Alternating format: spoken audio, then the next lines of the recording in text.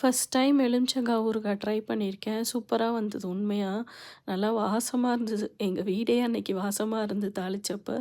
ஒரு 3 நாள் தான் ஊற வச்சேன். உப்புல ஊற வச்சுட்டு உடனே தாளிச்சுட்டேன். இப்ப இங்க இன்னும் ஸ்ப்ரிங் தான். ஸ்ப்ரிங்கே வந்து இன்னும் குளிரா தான் இருக்கு. பெருசா வெயில்லாம் ஒண்ணும் வரவே இல்ல.